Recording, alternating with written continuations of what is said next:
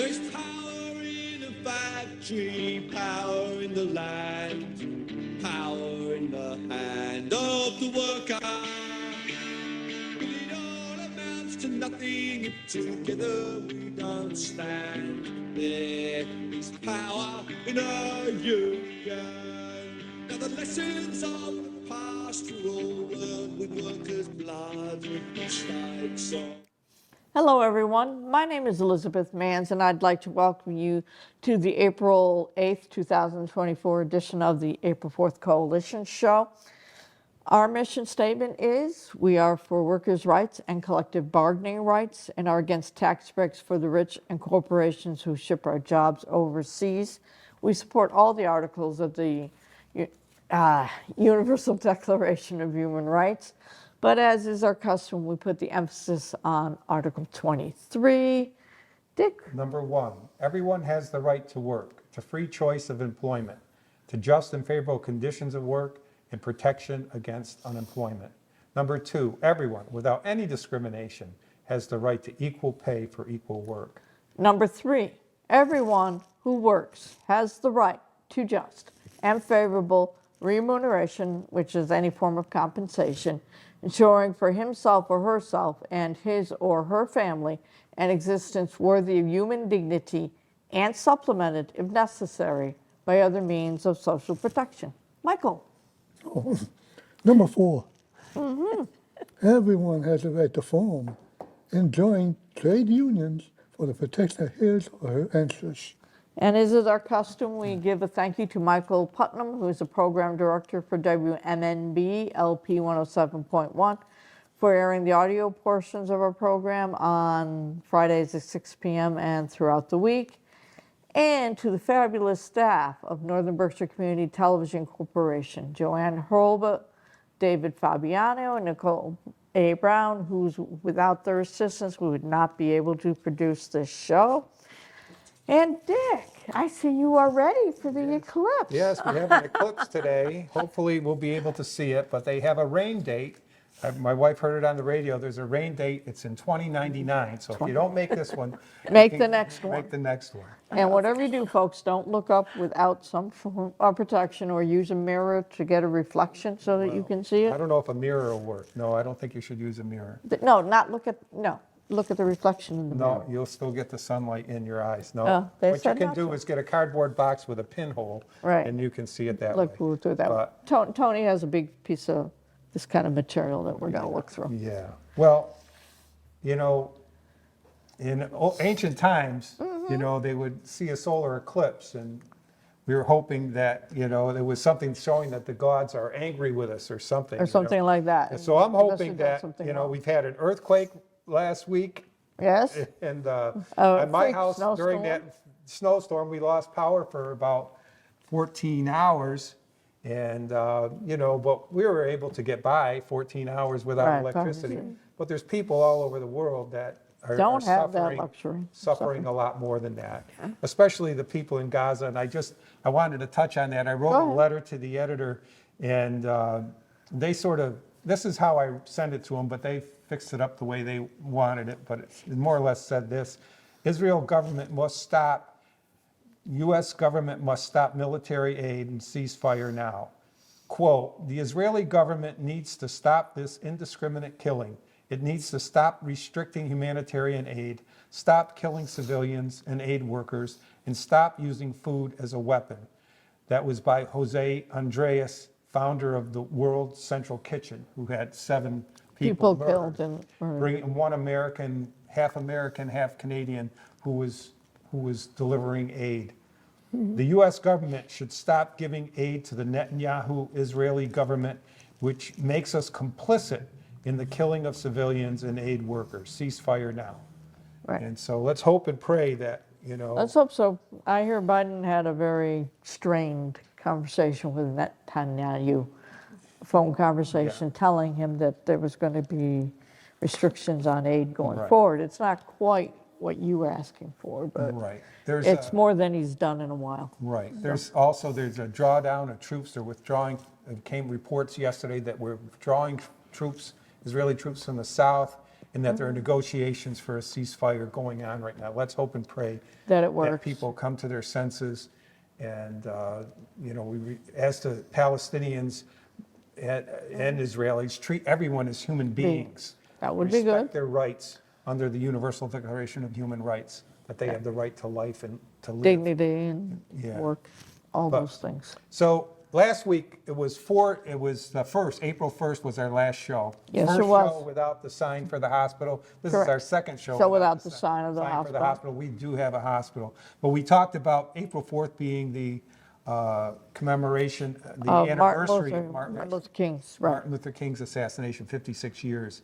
And so now we're 4 days past that date, on the 8th. On the 8th, So I yeah. thought, we'd look at the AFL-CIO, had a little history video about how the civil rights movement and the labor movement work together. Mm-hmm. And so let's watch that video.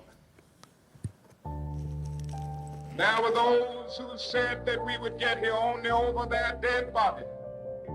All the world today knows that we are here and we are standing before the forces of power in the state of Alabama saying we ain't gonna let nobody turn us around.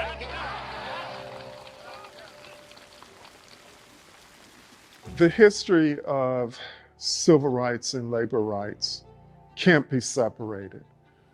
The foot soldiers for the modern civil rights movement were laborers. They were black seamstresses, they were black maids, they were black porters.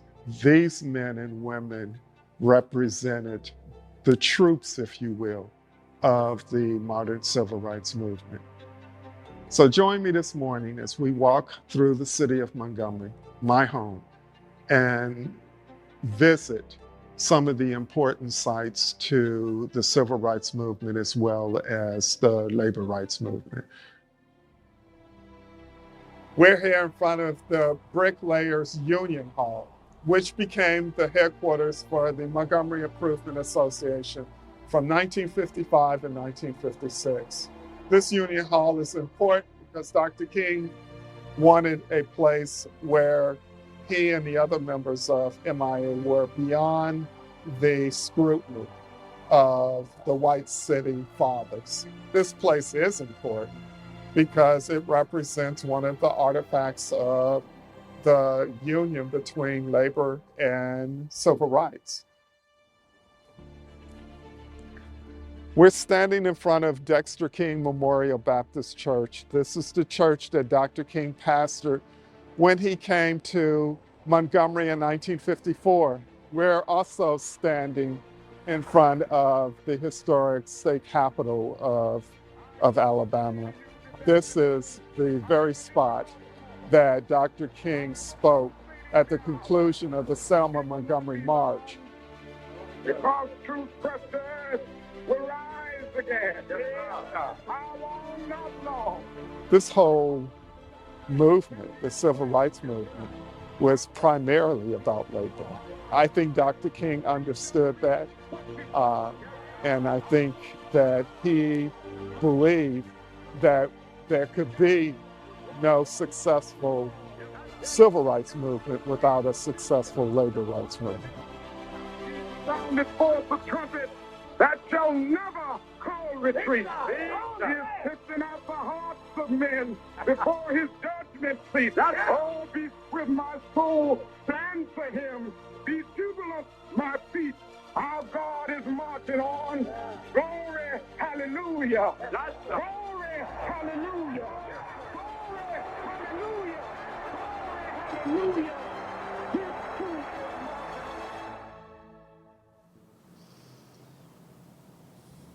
Yeah, well, Yes. that glory, glory, hallelujah, that was also the tune for Solidarity Forever, too. Glory, hallelujah. And yeah, the two have always been intertwined because if you don't have dignity at work, you don't have it in your social life either. You can't have it, because the habit is formed of thinking that you're a cog in a machine rather than a human being. So you need to have it there in order to gain it in the social structure as well, because that's the only way. You have to break through the myth of it. And now the Poor People's Campaign that's taking place in the United States now, they have that theme, forward together, not one step back, And Reverend, Back, yeah. yeah, Reverend Bishop William Barber spoke about a year ago, and he was talking about the issue of fighting back and moving forward as a nation. So let's watch this video that he made about a year ago. We are being dishonest if we don't make the connections between today's MAGA Republicans and the Southern strategy of the past 50 years to show how every politician who has embraced this strategy, benefited from it, played with it, every politician, Republicans, so-called conservative or even moderate Democrats, every politician that has helped water down and compromise policies that would have fully addressed systemic racism, systemic poverty, ecological devastation, denial of health care, the war economy, and the false moral narrative of religious nationalism, which are the 5 interlocking injustices that still cause trauma in our society. Every politician that worked to undercut the 64 Civil Rights Act. When they marched in Washington in 1963, the agenda, what they were marching for was not just to sing "We Shall Overcome." Bayard Rustin gave the agenda that day. The agenda that day was, we want one bill, and in that one bill, we have voting rights protections. We have a $2 minimum wage, which would be $15 today if it had been indexed with inflation. Health care, public education, union and labor rights, all in one bill. But that was compromised out. That's why you had to have a 64 Civil Rights Act, then come back and do a 65 Voting Rights Act, then come back and do a 1968. And if we don't connect this history and understand that Trumpism is not some grand new thing, the tactics we are seeing today have their roots in the states' rights movement that began even before the Civil War with the fight for laws to maintain slavery. That's where the filibuster came from. It's where the Electoral College came from. What we're seeing today is the reincarnation of those things with the 21st century twist. And if we don't talk like this and educate the public and do what the root does, our analysis is too shallow for our actions to be powerful enough to address what's going on.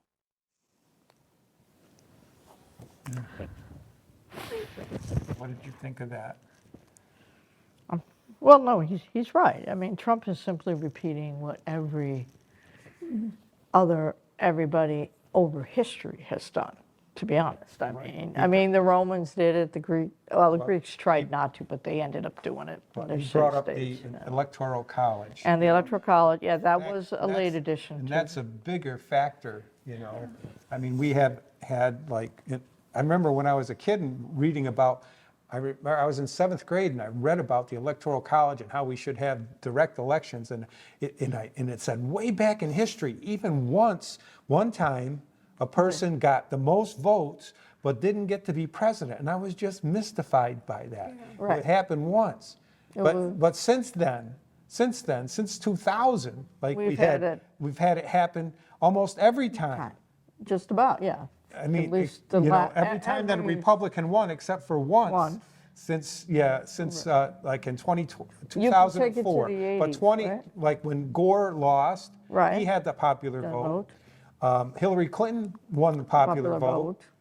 It's happened, and these guys get to appoint Supreme Court justices that don't represent the majority opinion. They represent a minority opinion. Yeah. They do. And yeah, so when you think about it, if the Electoral College wasn't there at the beginning, people had the right to vote. Yeah.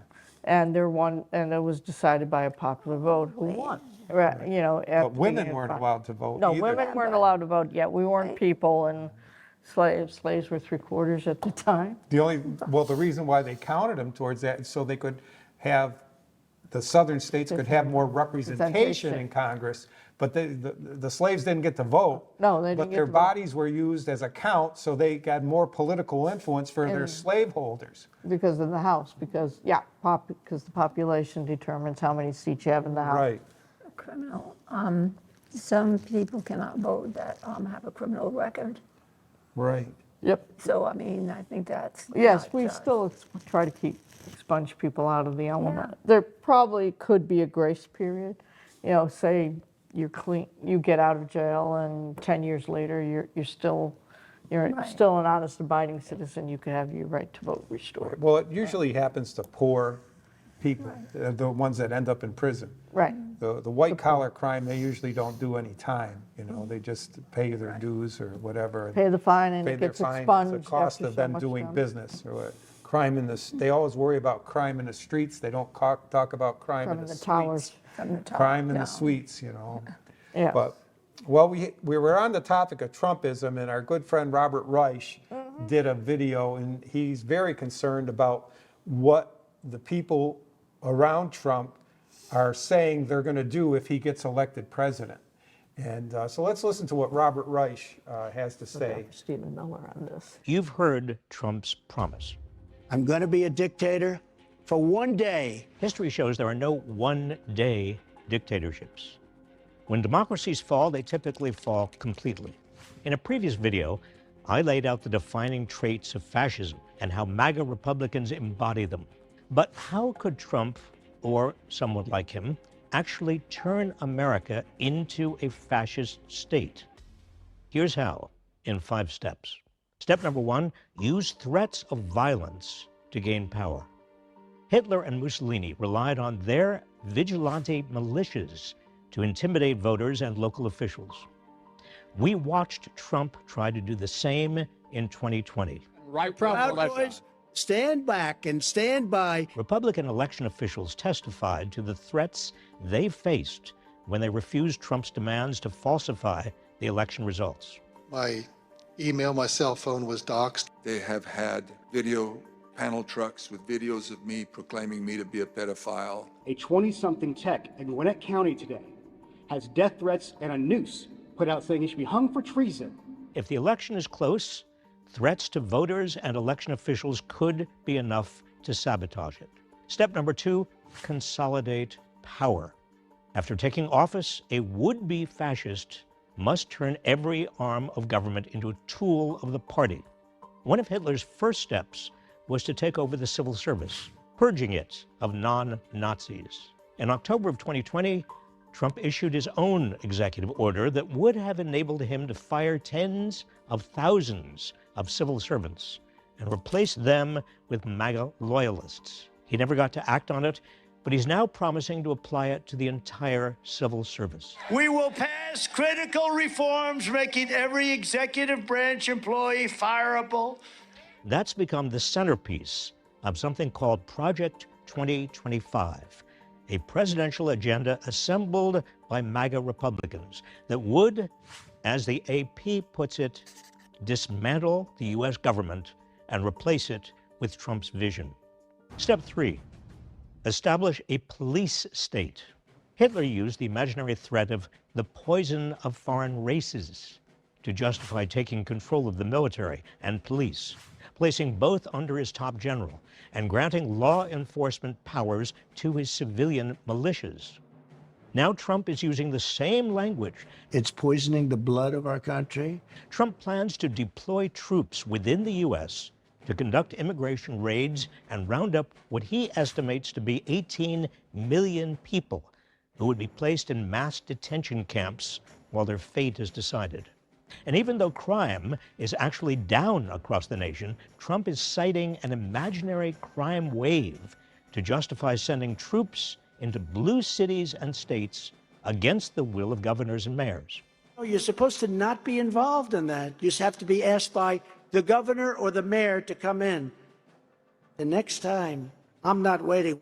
Trump insiders say he plans to invoke the Insurrection Act to have the military crush civilian protests. We saw a glimpse of that in 2020 when Trump deployed the National Guard against peaceful protesters outside the White House.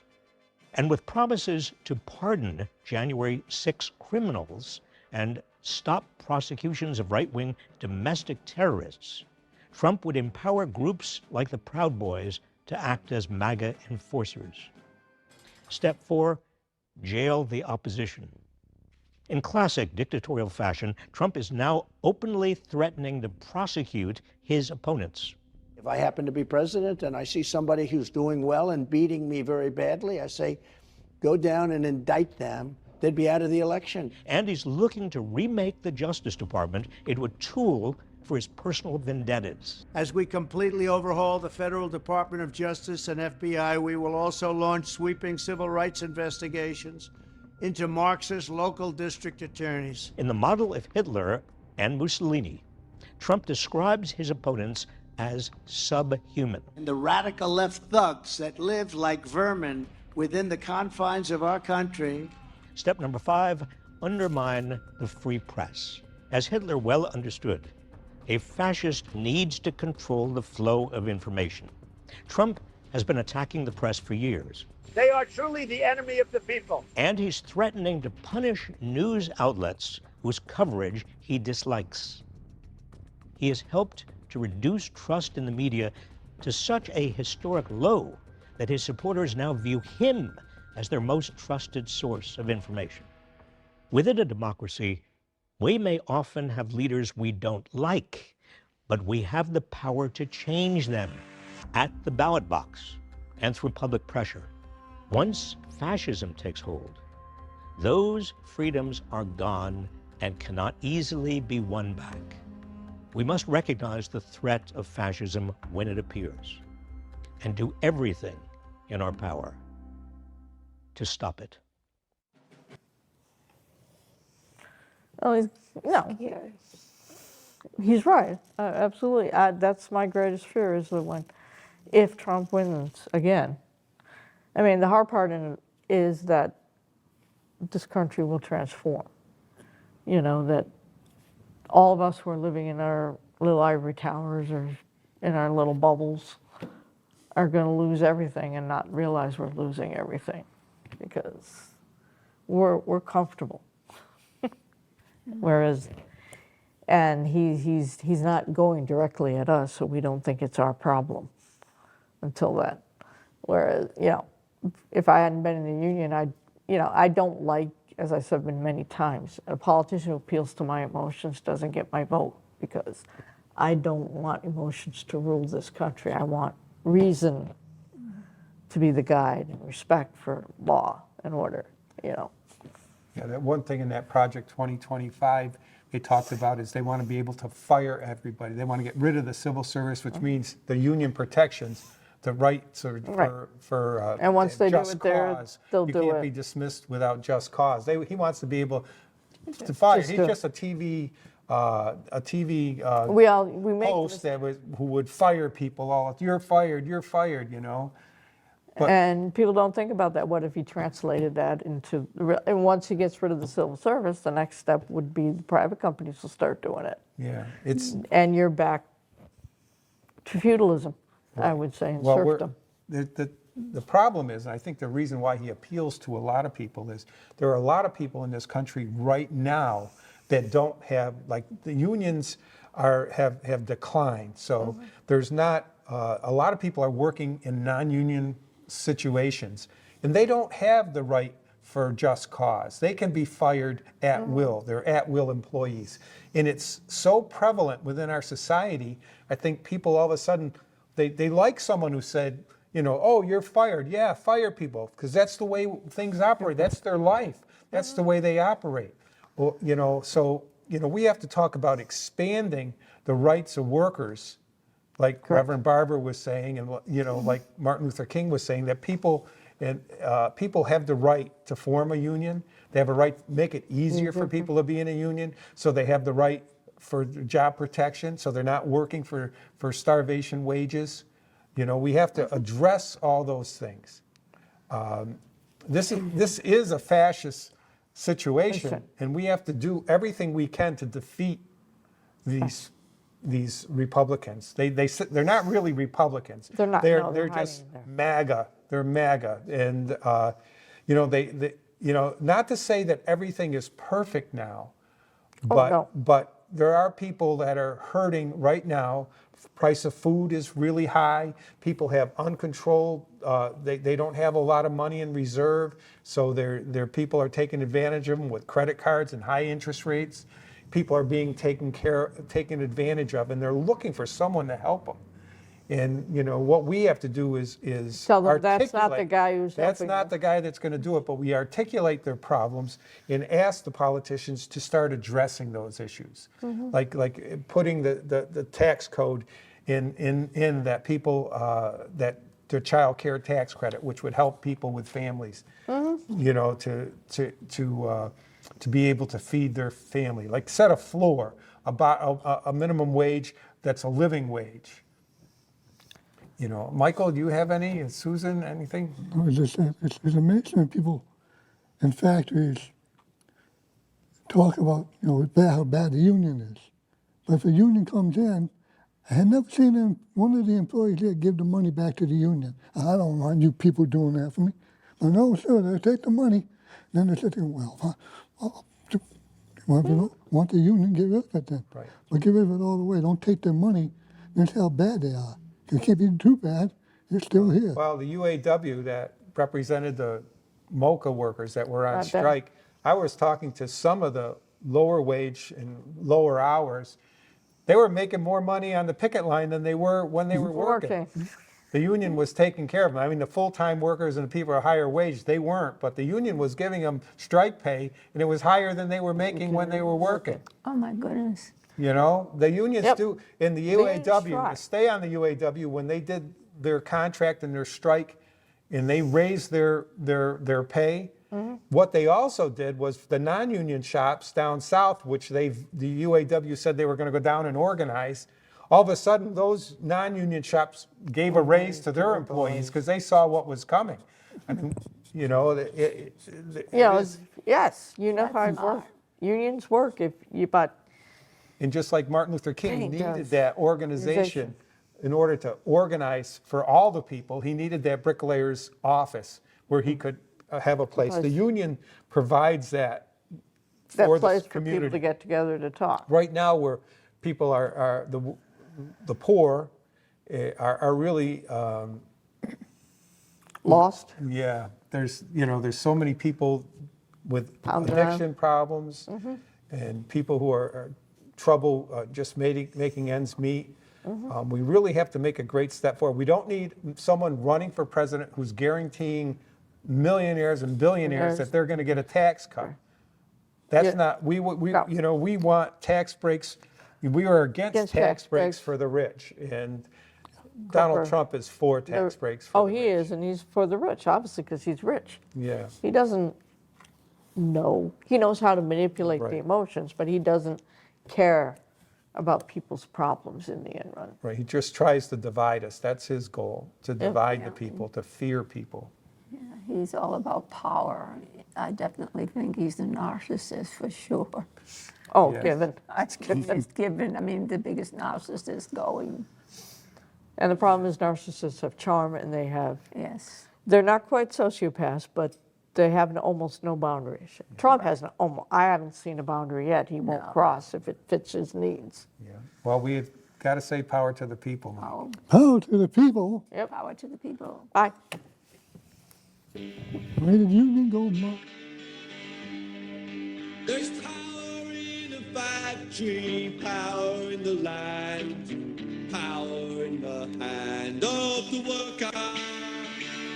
But it all amounts to nothing if together we don't stand. There is power in our union. Now the lessons of the past were all learned with workers' blood. The strikes of the bosses we must fight for. From the cities and the farmlands to trenches full of mud. Wars always been the bosses' wives.